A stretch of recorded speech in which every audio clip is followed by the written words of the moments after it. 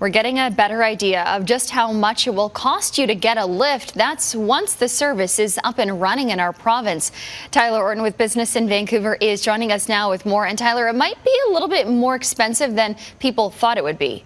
Yeah, especially for those British Columbians that have traveled to other cities where they have ride hailing and maybe they can find cheaper prices versus taxis. But Lyft has just unveiled what their pricing scheme is going to be for Vancouver. If we take a look at the board here, I'll break it down for you. There's going to be a base of $2.50 and a service fee of $2.50, which means that every single ride at a bare minimum, you'll be paying $5 just to hop in, plus additional costs on top of all of that. Now, keep in mind that the province's Passenger Transportation Board is not allowing any discounts, but it is allowing these ride-hailing services to bump up prices during peak times, which could further add to the costs for British Columbians. Now, the Mayor's Council just voted in favor of pursuing a regional license rather than this patchwork of municipal licenses for getting these services off the ground here in British Columbia. But the province still has not issued any licenses as of yet. And after they get the provincial license, only then can they go ahead and pursue the municipal license, which all says, I don't know if we're actually going to get these services in on time for the holidays. We're coming very close to Christmas and New Year's. It's just looking very, very tight right now. And Tyler, just quickly, is Lyft providing more information about what that service fee is, the $2.50, and if that's required in other cities?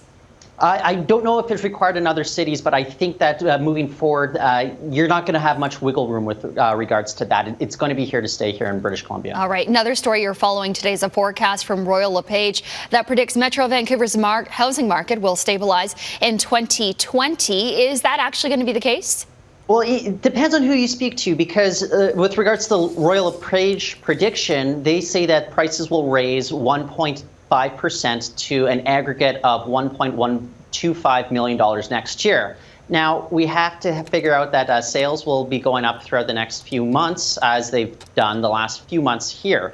But guess what? A real estate analyst over at ITEL Insights, he points out that there's not much incentive for these organizations that represent realtors to forecast a drop in sales or a drop in prices. Why would they do that? Because people would probably just sit on their hands in the market. Instead, ITEL Insights is actually predicting that we'll see a continued easing of the real estate market going into 2020. It might actually be better to wait until 2020, late 2020 or early 2021 before people consider getting out and putting their homes on the market once again. Interesting. All right. Tyler Orton with Business in Vancouver on this Friday morning. Thanks, Tyler.